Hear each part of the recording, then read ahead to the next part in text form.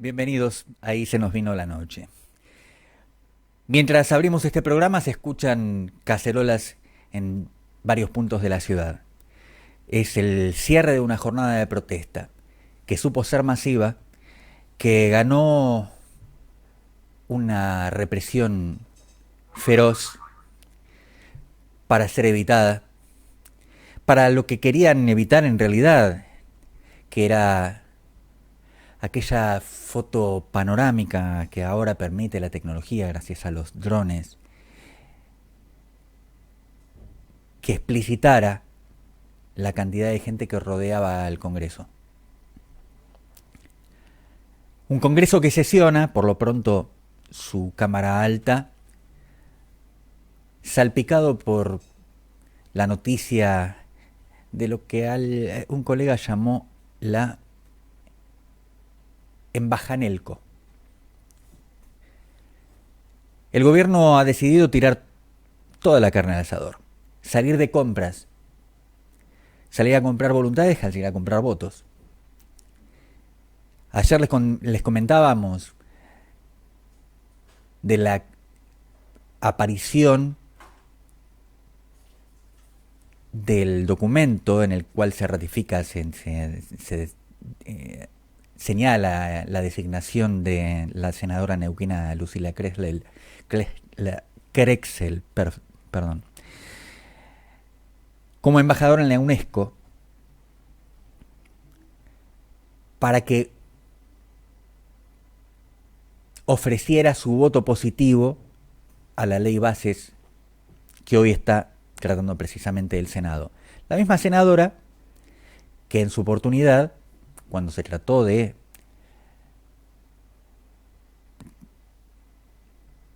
decidir en torno del DNU, colaboró con la media sanción de rechazo que precisamente el Senado hizo. Digamos que esta vez la han persuadido con elementos contundentes. La noticia de hoy es que ya hubo un ciudadano que la denuncia por cohecho, por coimas, por el delito de poner primero un deseo, una necesidad propia, una ventaja, que el mandato popular que en su provincia decidió que fuera representante de ella ante el Senado de la Nación o ante el Parlamento. Milei temprano hizo prácticamente una invitación.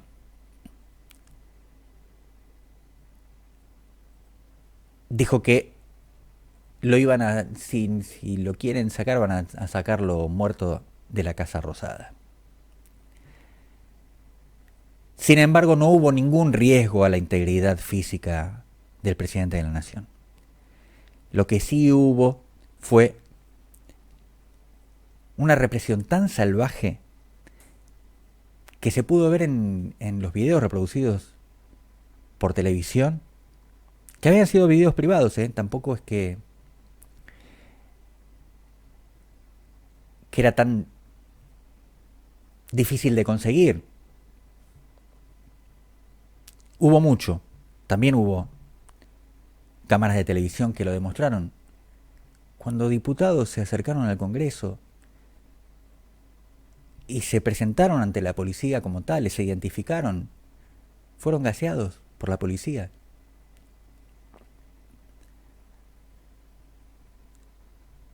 Hay un lugar de disputa que ensucia a la República: la corrupción, comprar los votos. Y esa cosa pretoriana de que quienes deben ejercer el mandato que les da el pueblo, la confianza que el pueblo les da de portar armas, que ahora además incluyen elementos de tortura, los utilicen y no tengan ningún empacho en ser tan obedientes como para que si le dicen torturar a una persona arrojándole un spray pimienta muy poderoso. Lo hacen. El spray que hoy está usando la policía, algunos dicen, están usando gas pimienta que está vencido. No, no, no. El presidente dice, no hay plata. Pero plata para munir a las fuerzas represivas hay. No al combate contra el delito. Porque la inseguridad es un problema que cada vez está peor. Hoy debe haber sido una fiesta. Los barrios internos de la ciudad de Buenos Aires o el conurbano. Porque hoy las fuerzas de seguridad, la Policía Federal, la policía de la ciudad de Buenos Aires estaban ocupados reprimiendo personas comunes, padres de familia, abuelas, sobrinos. Para eso sí hay plata. Para comprarle el voto a una senadora que quiere ser embajadora en París, sí, hay plata. Mientras nosotros estamos hablando, el Senado todavía no decide qué es lo que va a ocurrir. Pero nadie puede decir, a esta altura de los acontecimientos, que no se les nota. Los disfraces que pretenden son obscenos. Todo el mundo se da cuenta. Las bravuconadas. Yo no sé si el presidente estará cumpliendo. Ahora nosotros ya estamos en el aire y no tenemos forma de cotejarlo.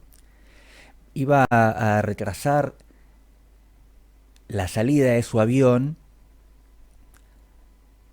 hasta saber que la ley bases hubiese sido aprobada por el Senado. Han sacrificado una cantidad enorme de capítulos y de artículos para sacarla. Una ley que incluye, además de lo que todos sabemos, una reforma previsional que probablemente termine con las jubilaciones de las mujeres, especialmente porque las mujeres son las que en este contexto de informalidad menos aportes tienen. Una ley que va a aniquilar la producción nacional y hasta la inversión nacional, porque prevé un régimen de incentivos a las grandes inversiones que son inversiones extranjeras, que no hay ningún capital local que esté en condiciones de realizar. Una ley que además va a enajenar sin ningún tipo de límites ni de pudor los recursos más ricos, más valiosos y más apetecibles que tiene la Argentina, con los que podría salir de la pobreza si no fuese porque la Argentina decidió ser rematada a precio vil, para que cierren los numeritos por los cuales los dueños de la Argentina, aquellos a los cuales les servimos la mayoría, vos y yo también, les sobra hasta la clase media. Por algo es la clase media es la que está pagando con sus propios ahorros esta aspiradora de dólares que está realizando el plan económico de Milei. Porque hace rato que la clase trabajadora se deshizo de sus dólares para poder llegar a fin de mes. Y es la clase media la que decide ahora, los últimos, porque fíjense, según el plan, ya que había 400 millones de dólares en la Argentina, que dijo el propio Milei, que están en los colchones, y empezaron con esta aspiradora y aún así lo que consiguió es una recesión espantosa que lleva casi al quebranto a las provincias que viven del intercambio económico legal que se haga en ella, y cuando no hay consumo, los impuestos en el consumo desaparecen, se vuelven magros. No sé cuánto habrá logrado sacar de los colchones para amarrocar en el Banco Central. Seguramente no los 400 que esperaba. ¿Por qué? Porque la mayoría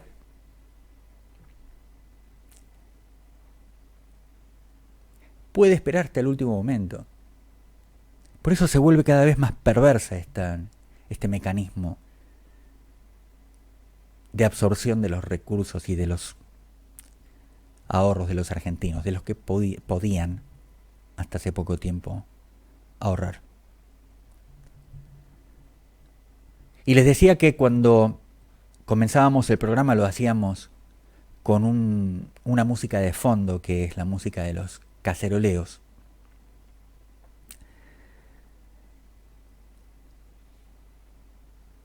Tenía que ver con el repudio, no solamente a lo que está ocurriendo en el Parlamento, en este caso en el Senado, sino a la ferocidad con la que decidió el gobierno que no se pudiera obtener la foto aérea de la gigantesca movilización que hoy efectivamente hubo y que muy temprano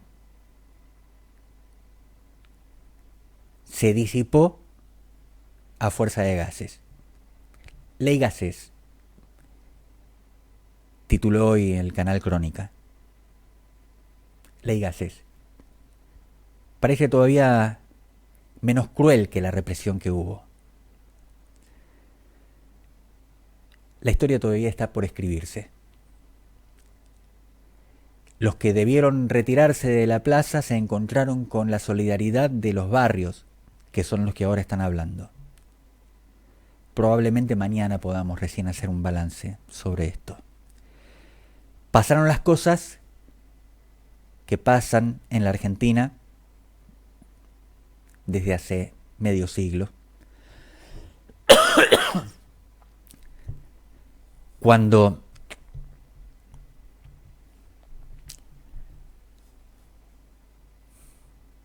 todas las organizaciones sociales, políticas y sindicales estaban infiltradas por servicios de inteligencia al servicio del plan que había urdido la CIA.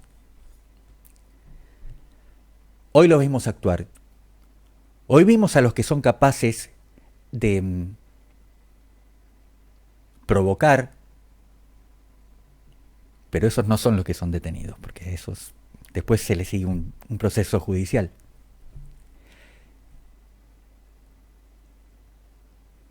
Los que son capaces de construir esta provocación, para los cuales siempre hay idiotas útiles. Estábamos con algunos de mis colegas, uno es nuestro invitado de hoy, en un bar de cercanías, cuando un despliegue policial con más de una docena de motociclistas detiene a una pareja y encuentra armamento de guerra, una granada. No es fácil de conseguir una granada. Es fácil que te den una granada. Estos sectores que se creen la revolución, que están siempre preparados para la revolución, pero que no están en la revolución, al contrario, terminan justificando la represión.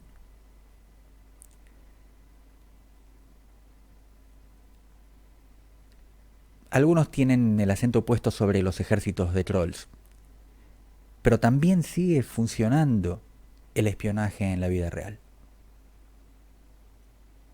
Y cuando un servicio logra meter una granada en una mochila, otro servicio señala en qué mochila está. Es muy fácil. Y hoy, aún en el ridículo de equivocar las palabras, el gobierno, advertido casi instantáneamente, dice que desactivó células terroristas. En su tweet hablan de palos, piedras y una granada porque quisieron, dice textual, perpetuar un golpe de Estado. Probablemente hayan querido escribir perpetrar, pero todos sabemos que la comunicación en redes del gobierno es muy deficiente. Al punto de no saber si saben a qué se están refiriendo. Que eso hasta ha logrado sus posibilidades, sus beneficios para ellos. A veces uno se ríe del ridículo del gobierno y el gobierno comete los hechos aberrantes que no causan ninguna gracia, no solamente la represión de hoy, sino el haber llegado, el haber superado 50 muertos por el cáncer por no haber recibido la medicación, sino por haber cerrado decenas de comedores que dejaron de existir por el simple hecho de que no recibieron más asistencia ni comida, pese a que la comida estaba.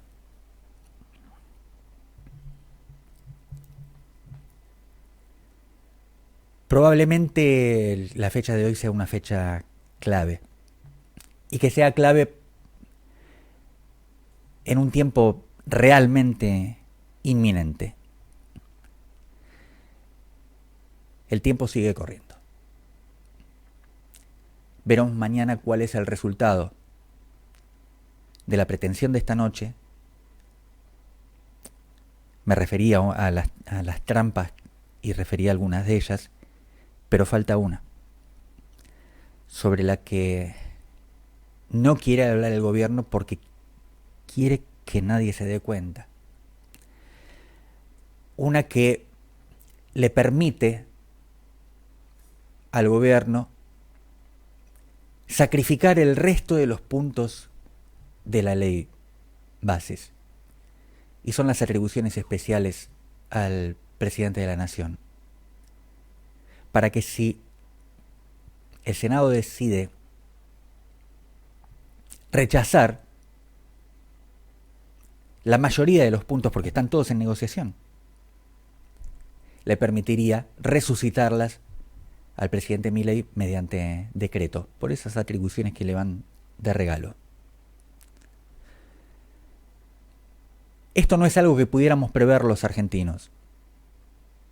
La ciudadanía común no sabe, porque además no tiene modo de evitarlo, más que la manifestación, pacífica manifestación. La de hoy fue una manifestación pacífica. Más allá de los provocadores de siempre, fue una manifestación pacífica.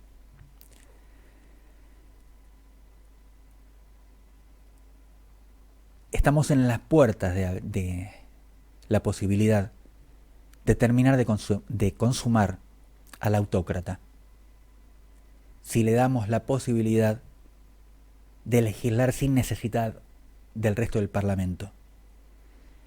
Y hemos visto que todo el espectro político con representación parlamentaria juega en este juego de distracción. Y entonces la trampa empeora. Justo en este momento en que ni siquiera los mercados están acompañando al presidente. Porque bajan los bonos, porque sube el riesgo país, porque sube el dólar, porque la economía es cada vez más recesiva.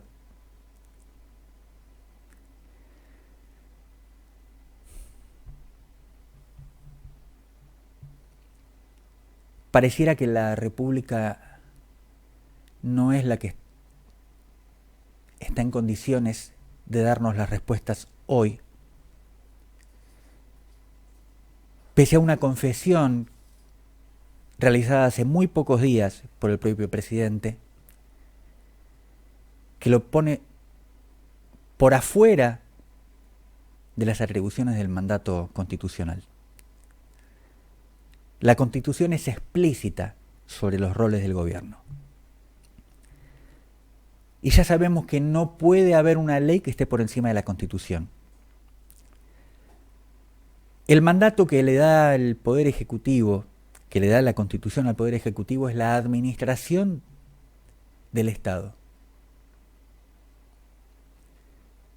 Y el presidente ha confesado delante del periodismo internacional que adora ser el topo que se infiltró en el Estado para destruirlo. Así como hubo un ciudadano que hoy se atrevió a demandar a la senadora Crexel, falta uno que tenga los atributos suficientes. Y si fuese de la política, muchísimo mejor. Porque tiene dónde. Porque no es solamente que puede ir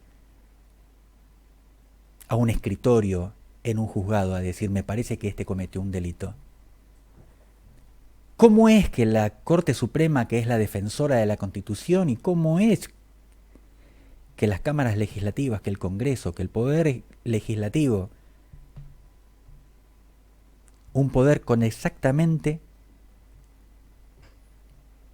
la misma categoría que el Ejecutivo, no le ponen freno a alguien que confiesa que viene a destruir todo lo que fue construido mediante el desarrollo social de la Argentina, el desarrollo político de la Argentina, el desarrollo republicano de la Argentina? Las empresas públicas no son del presidente. Los caminos no son del presidente. La decisión sobre si debe haber escuelas no es una decisión del presidente. Es un mandato de la Constitución. ¿Qué otras cosas corresponden a la administración del Estado? Pues todas están en peligro. Si sigue al frente alguien que ya confesó que es el enemigo. Bienvenidos. Ahí se nos vino la noche.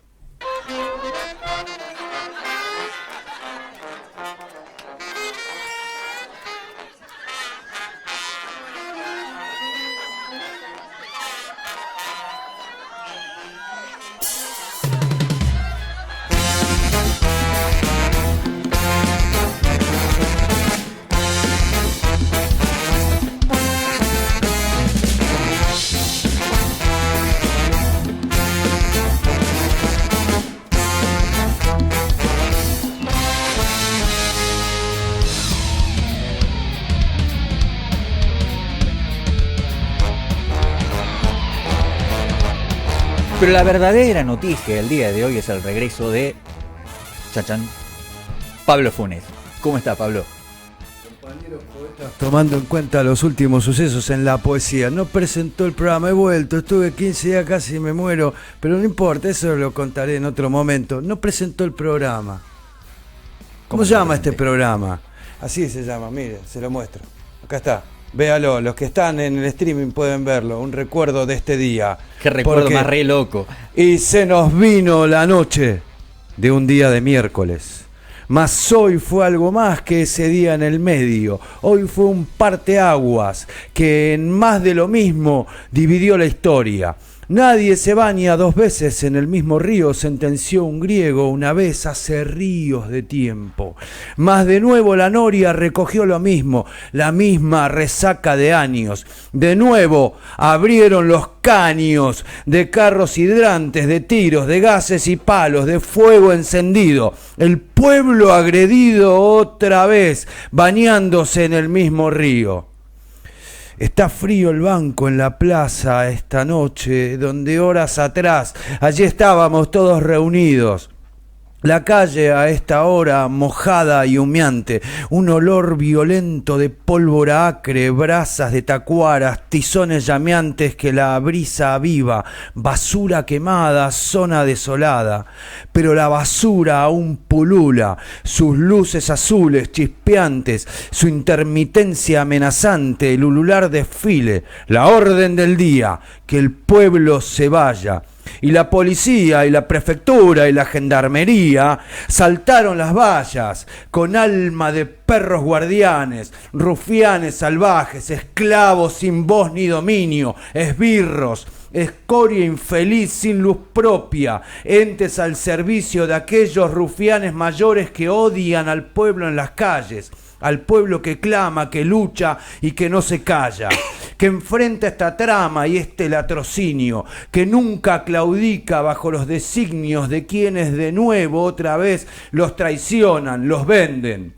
La brasa se enciende de nuevo, otra ráfaga de aire intenso agita al destino.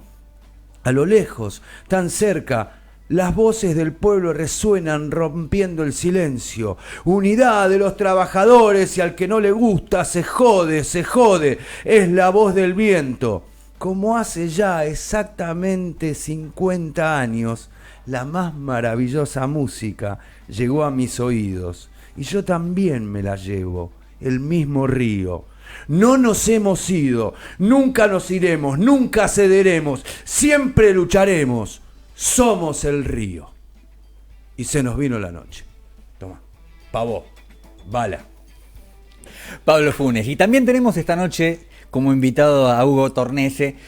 Hugo Tornese, un hombre que conoce del barrio y nada menos que tratándose de estas fechas, ¿no? Ayer les adelantaba lo que significaba Leopoldo Marechal para las letras y también lo que significó Leopoldo Marechal para la construcción de la mitología porteña. Y tenemos a Hugo Tornese que, conociendo el barrio de Villa Crespo, lo primero que destaca es precisamente esa mitología y ese... Bueno, porque Villa Crespo no solamente es el papá de Marechal, ha sido el padre de obras artísticas insignes que representan tanto lo porteño. Bienvenido, Hugo, ¿cómo estás?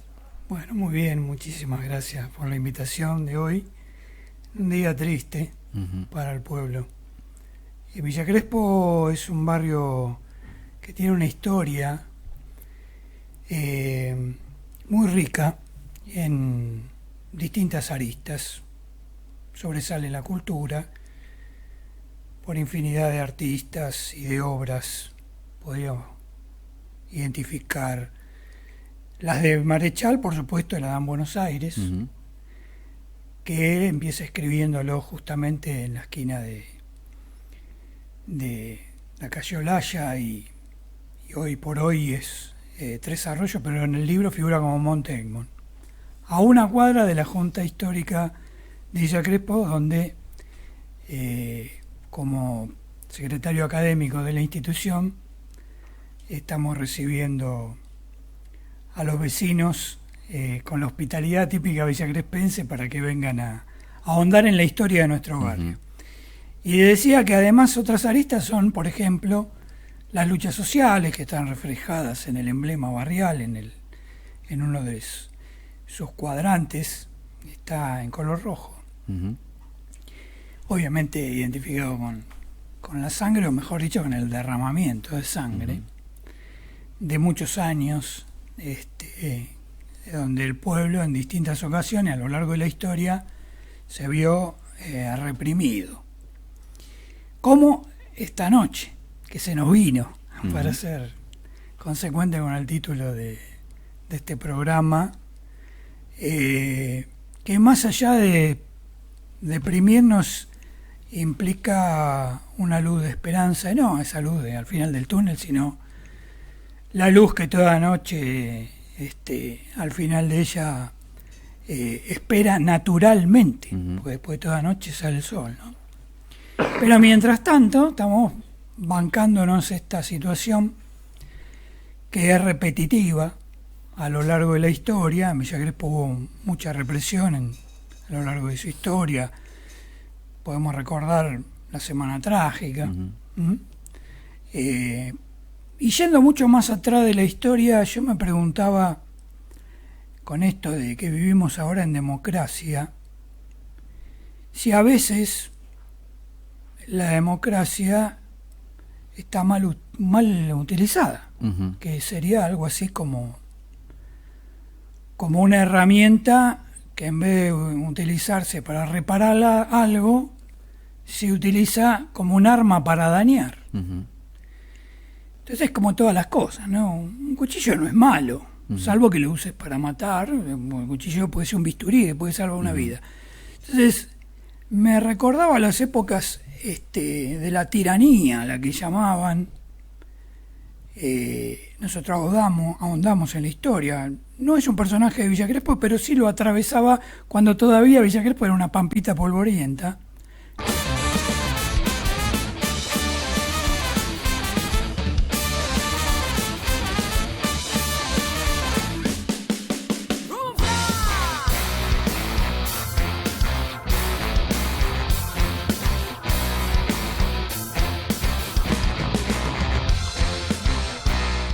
Buenas noches, querido compañero César Tato Díaz. Bienvenido a Ahí se nos vino la noche. ¿Cómo estás? Hola Daniel, ¿cómo te va? Un gustazo de poder estar charlando con vos. Muchas gracias además porque te tomaste un trabajo intenso para recopilar y además indagar sobre esa función que Perón eligió también paralelamente a la de ejercer en la política y en el beneficio de la patria. Contanos acerca del libro que acabas de presentar, Perón Periodista.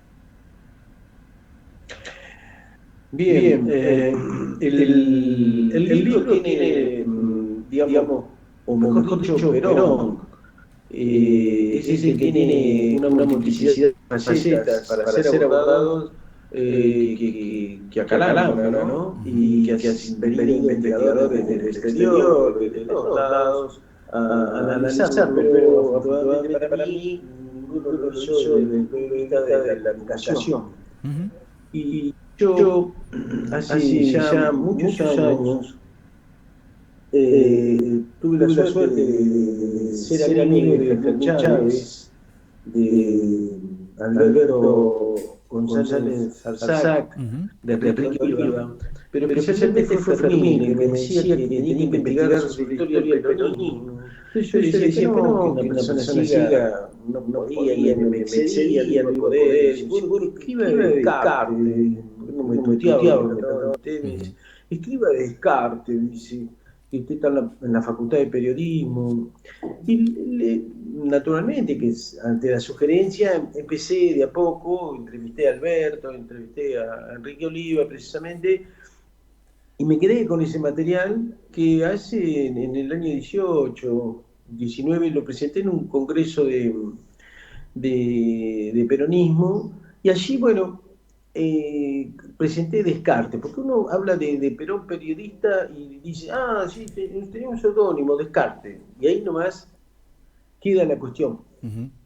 Y resulta que Descartes en efecto era el seudónimo que tenía Perón, pero hay otras, por cómo fue que Perón, siendo presidente de la Nación, ejerciera simultáneamente el periodismo, ¿no es cierto? Me llevó también a pensar, bueno, ¿qué otro presidente lo había hecho? Pensando que había muchos. Y me encontré con que no, solamente Sarmiento. Entonces elaboré una categoría de análisis, ¿no es cierto? Que, bueno, para ver el periodismo estadista, ¿no es cierto? Y Sarmiento y Perón, bueno, se puede decir que escribían por razones bien distintas, pero en medios amigos, que no cobraban por hacerlo. Le busqué, bueno, varias cuestiones que fui elaborando la categoría, Uh-huh. pero bueno, Sarmiento en el siglo XIX, uno de sus seudónimos era El Loco. Así que depende cómo se levantaba, el tipo escribía cualquier cosa, aparte venía de ser un hombre de prensa.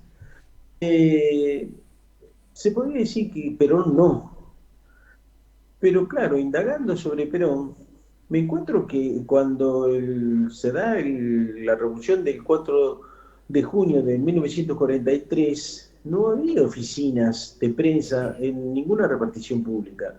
Entonces, fue Perón y el ministro del Interior quienes pusieron precisamente estas oficinas de prensa. Lo que pasa es que Perón lo hizo con civiles y Perlinger lo hizo con dos militares. En el caso de Perón, Lomuto, Nicolini, ¿no es cierto? Eran Muñoz Aspiri, fueron sus primeros colaboradores que después se fueron distribuyendo a lo largo de los gobiernos, ¿no es cierto? Cuando estuvo Perón. Pero el tema entonces es que Perón, al contrario de lo que opina Sirven, que escribió un libro que es sencillamente tiene equívocos, ¿no es cierto? Porque es ambiguo a la hora es muy efectista, digamos, decir, al ser antiperonista, Claro. cuando hay cuestiones controversiales las mezcla, entonces las tira bien mezclada para que se crea que el gobierno peronista, desde el punto de vista de la comunicación, es autoritario, totalitario, dictatorial, bueno, fascista, nazi, todas esas cosas, que son todos calumnias, son todos conceptos equívocos, porque en absoluto fue nada de eso, ¿no? Es que si tenemos tiempo después lo podemos desarrollar. Pero entonces tenemos un Perón que entiende de comunicación, se rodea de gente de medios, ¿no? Porque el gordo Lomuto trabajaba en el diario La Razón, todos eran gente de prensa. Entonces, él va nutriéndose y después tiene una cosa elemental que muchos se olvidan, que es quien pone, que hace efectivo el Estatuto del Periodista, que es un proyecto que le acercan dos militantes socialistas, Santiago Serén González, padre, y Palazuolo. Entonces Perón los recibe y dice, pero ¿y esto que ustedes tienen acá? Dice, ¿lo tienen escrito? Sí, sí, bueno, dice, dentro dice, en un poquito de tiempo, dice, en diciembre, en octubre, en diciembre me lo traen y lo trabajamos. Y en efecto, Perón, con la cabeza bien abierta, puede establecer en un contexto en el cual ya la prensa estaba viviendo transformaciones muy profundas, ¿no? Porque esto tampoco se dice, que los diarios, con el tema de la prensa independiente, que de independiente nunca tuvo nada, ¿no es cierto? Sino el concepto que nos sirve a nosotros, a los ciudadanos, a los historiadores, a los investigadores, a los periodistas, a los comunicadores, es el de actor político, o sea que es los medios actúan de acuerdo a sus intereses. O sea, no es que tengan ideología, tienen intereses concretos, ¿no? Uno responde a su empresa editora, y lo único que buscan es lucrar e influir. Nada más, no buscan constituirse en el poder político. Si no, pensemos en Mañeto, cuando Menem va a asumir, que dice, usted quiere decisión de Rivadavia, y dice, no, esa decisión no me interesa, ¿no? Sí, y hoy claro. lo vemos. Lo que hizo Mañeto. Entonces es interesante que usemos ese concepto de actor político porque ilustra mucho. Y entonces lo que está ocurriendo, ¿no es cierto?, con la prensa en el momento que Perón todavía no asumió, como todavía no se produjo el 17 de octubre, es darle a los periodistas que estaban organizados, no los periodistas, sino los canillitas, los gráficos tenían sus gremios, los periodistas, nosotros transmitimos cultura, entonces la cultura no tiene valor, entonces ustedes tienen que trabajar a destajo, no tienen vacaciones, no tienen indemnización si se nos canta echarlos, y etcétera, etcétera, y entonces así los tenían, pobrecitos. ¿No? Entonces hasta que llega Perón y se mandó a parar. No, esto así no es, ustedes son una empresa comercial, ustedes como empresa, como tal, como empresarios, tienen empleados, y los empleados como tales tienen derechos.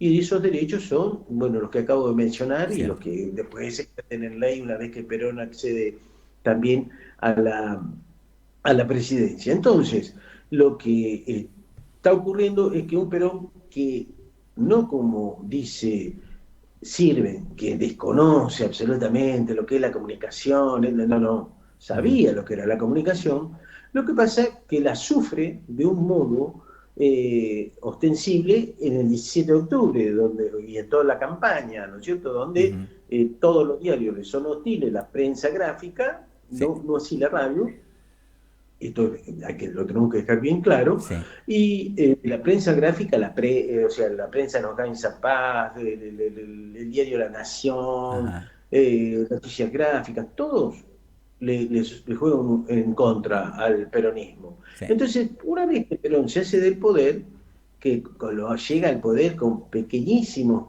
medios como La Época, que es muy escasa tirada, el diario Democracia, que es el diario en el cual ahora lo podemos referir, que Perón va a ejercer el periodismo de estadista, ¿no es cierto?, conocido popularmente como el diario de Evita. Y el otro es el Laborista, ¿no es cierto?, que es una escasísima tirada, y un apoyo muy suave del diario El Pueblo Católico y la Tribuna, que era conservadora, con estos pequeñísimos apoyos gráficos logra la presidencia. Una vez que se hace de la presidencia, sabe perfectamente bien el papel que ya jugó la prensa escrita. Entonces, lo que se trata de hacer es organizar digamos, una prensa propia. Ajá. Perón sostenía, y en aquella época, después si nos da el tiempo, me vas diciendo, Daniel, por favor, Sí.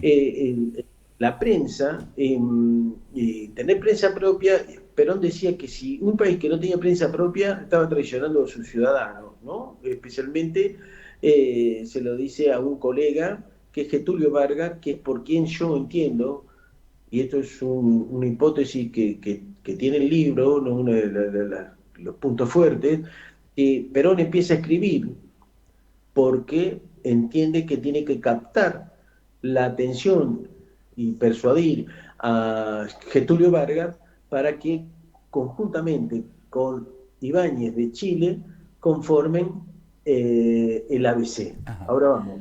Pero, digamos, el tema de la prensa es muy importante saber que la prensa en el siglo XIX, esto lo dice José Gabriel, que era un periodista anarquista que luego deviene peronista, pero anarquista en serio, me da cosa hablar hoy de anarquismo, porque bueno, Es cierto. pero él era un anarquista, ¿no es cierto? José Gabriel, que le paró el diario La Prensa, los Gains Paz, en el año 1919, durante 10 días, naturalmente lo echaron, pero sentó el primer precedente de una huelga, ¿no es cierto?, espeluznante, ¿no? Y al principal diario argentino de aquel momento. Entonces, ¿qué era lo que José Gabriel sostiene? Que en el siglo XIX, en la conformación del Estado Nacional, que hoy también se habla y se dice en cualquier cosa, pero vamos a dejarlo ahí, digamos, en la conformación del Estado Nacional, precisamente se está conformando, entonces no tiene forma definida, es más bien ambiguo, todavía se está haciendo. En cambio, la prensa escrita, gráfica, ya está constituida. Entonces es la portadora de la cultura, tiene más cercanía a la sociabilidad, o sea, es más fuerte, es más organizada, se ve mucho mejor que el propio Estado. Ahora, ¿qué pasa? En 1916 llega un gobierno popular, como el don Hipólito Yrigoyen, Así es. en donde el Estado empieza a tomar otro cariz, ¿no es cierto? Entonces ya el Estado se empieza a encargar de cuestiones sociales, políticas, económicas, que antes no se le daba bolilla. Más se llega a decir que fuimos, no sé qué lugar, tercer lugar en el mundo, que el Producto Bruto Interno, claro, si eran 5 que lo repartían, Claro. y el resto no tenía nada, ¿no? Pero bueno, no nos vayamos del tema. Entonces, lo que ocurre es que el Estado empieza a tomar fuerza y forma, y cuando llega el peronismo, ¿a qué hablar? Entonces hay una disputa cerrada, pero frontal, y en cual el gobierno peronista la asume como tal y empieza a formar su conglomerado mediático. Entonces, esto es conocido como la cadena peronista. Yo me tomé el trabajo porque si uno sigue a Hugo Gambini, que alguna vez escribió en la revista Primera Plana y dejó una suerte de clásico, lleno de ambigüedades también y de imprecisiones y de cuestiones capciosas, Claro. que no ayudan a comprender el momento, sino a hacer antiperonismo puro, y que luego es tomado por Sirven, que este señor Sirven habla como si fuera una carmelita descalza y trabajó para el diario Convicción, que esto no lo dice casi nadie, ¿no? Pero es bueno que tu audiencia lo tenga presente. Cuando veas Sirven, el diario de la Nación y demás, ¿no es cierto? Ese señor trabajó para el diario de Macera durante la dictadura. Sí. Entonces, lo que ocurre es que tanto peronistas como antiperonistas tomaron eso de Gambini y dijeron que la cadena, el gobierno peronista había sido avasallante, entonces había comprado el diario Democracia y entonces esto y lo otro. Yo me tomé el trabajo de un raconto breve y sencillo, digamos. Por caso, el diario La Razón lo compran en el año 46, le dicen a Peralta Ramos, va Miranda, el ministro de Economía, le dice, ¿cuánto querés por el diario? Arreglan un precio. Eran 6 millones, pero si hablamos de 6 millones no entendemos nada. Claro. 6 millones.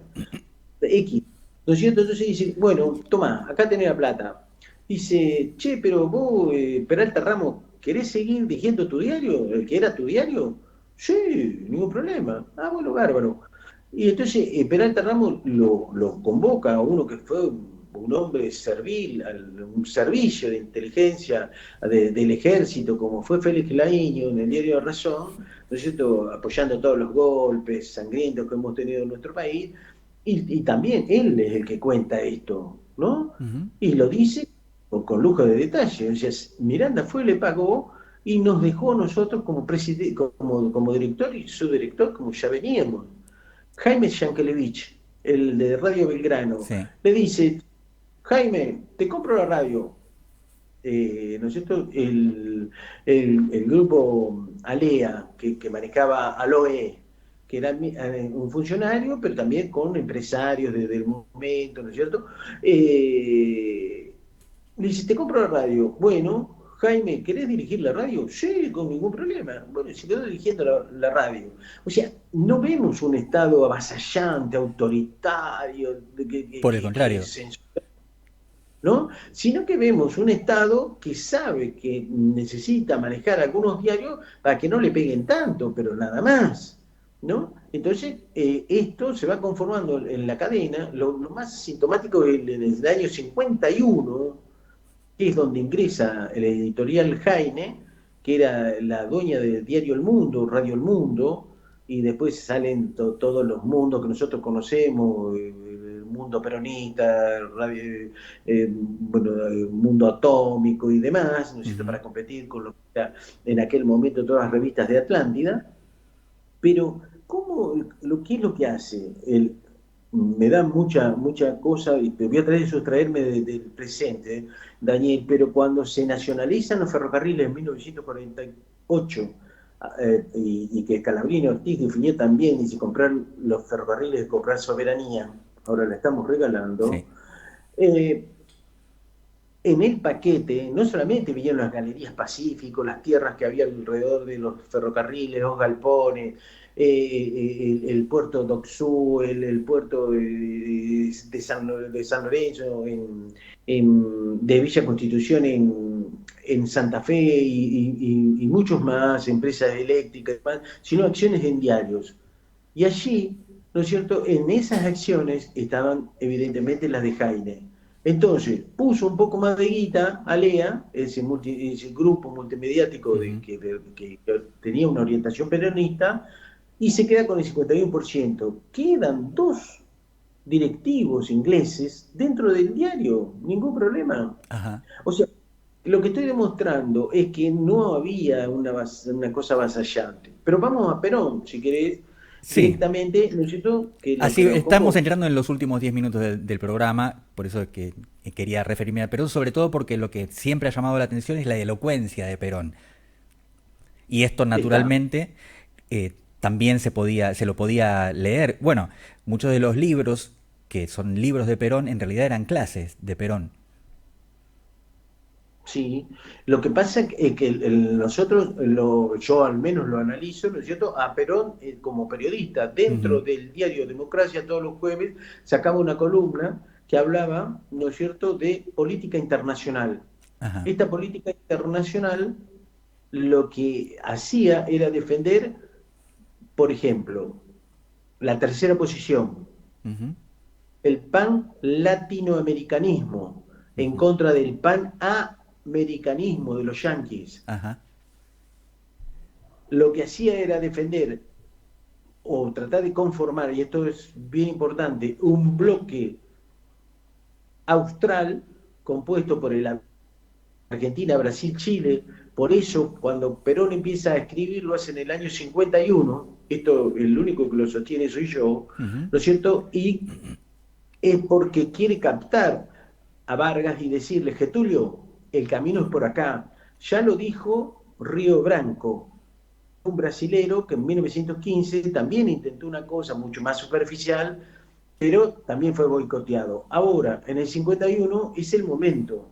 Nosotros, es el momento, dice el siglo XIX, fue el momento de los de las naciones, ¿no? De los estados nacionales. El 20 es el momento de los continentes. Consecuentemente, nosotros tenemos que tener un bloque continental para poder enfrentar económicamente, políticamente, culturalmente, socialmente al bloque norte, encabezado por los yanquis, al europeo, al asiático, y de este modo nosotros nos vamos a poder abroquelar y vamos a ser bien poderosos. Y escribe un artículo el 20 de diciembre de 1951 en el cual explica perfectamente bien que nosotros, Latinoamérica, que estamos siendo esquilmados porque nuestros minerales, nuestros alimentos, todas nuestras riquezas nos las llevan como si fuéramos esclavos. Entonces dice, pero si nosotros apelamos a esta mística emergente, este concepto de mística también lo trabajo en el libro, ¿no es cierto? Y ahora no vamos a tener tiempo, pero Perón apela mucho a la mística política, ¿no? Sí. Si no tenemos mística no podemos movilizar a nadie, necesitamos estar convencidos. Esa mística solidaria, fraternal, edificante, ¿no es cierto? Eso es lo que dice Perón. Y Perón termina de un modo que es francamente inigualable, ¿no? Tiene la celebridad y precisamente por eso es una frase perenne. Dice, vencidos seremos... Se me escapó. Unidos seremos invencibles. Desunidos seremos indefendibles. Y eso es lo que Perón plantea. Y también plantea a lo largo de 3, 4, porque Perón no se sabía quién estaba detrás del seudónimo de Descartes. Los servicios de inteligencia yanqui no sabían que era Perón el que estaba escribiendo. Entonces Perón habla de quién, de Malvinas, y le endilga a los Estados Unidos: ustedes quieren que nosotros defendamos las cuestiones hemisféricas, vale decir, los rusos que invadían Polonia, entonces tenían que ir los argentinos a pelear por los yanquis, por el occidente. No, dice, pero no, nosotros tenemos que defender el continente americano. Y a propósito, dice, ustedes no han hecho nada porque otros países transcontinentales, Inglaterra concretamente, ha invadido y ocupado las Malvinas y ustedes no dicen nada. Así es. Y nos quieren obligar a nosotros a que vayamos a defender el hemisferio norte, bajo ningún concepto. Entonces ahí Perón, ¿no es cierto?, desarrolla también su gran amor que tenía por el tema, por toda la Argentina, por supuesto, pero por las Islas Malvinas, ¿no es cierto?, el cual le marcaba, pero a fuego, a los Estados Unidos, cuál era digamos, la injusticia que estaba cometiendo. Y claro, y al marcar a fuego eso, no era que solamente le marcaba al imperio al imperio del dólar, como le llamaba, sino también el imperialismo de la cortina de hierro, ¿no es cierto? Y pasaba a explicar por qué era tercera posición. Nosotros somos terceros porque aparecimos en tercer lugar. En un momento histórico, dice, vinieron lo del imperio del dólar, que ya sabemos que es el capitalismo, después el imperialismo de la cortina de hierro con su dogma, dice, de modo de producción, en mano del Estado. Nosotros no, nosotros queremos Estado y trabajo. Y lo que queremos hacer, ¿no es cierto?, en nuestra tercera posición, es que haya justicia social. Y con justicia social no vamos a tener ni enfrentamientos, ni conformidades, ni nada. Y esto tiene que aprenderlo el mundo. Y esto era lo que escribía, y esto era lo que leían los lectores, sabiendo que leían un diario peronista, ¿no es cierto? Porque no había problema, se asumían como peronista. Y esto también es muy importante que se sepa. Cuando el peronismo informaba, hacía propaganda. Gracias por compartir este tiempo conmigo. A ustedes desde el otro lado de la audiencia les agradezco haber estado también acompañándonos y nos encontramos mañana a las 21.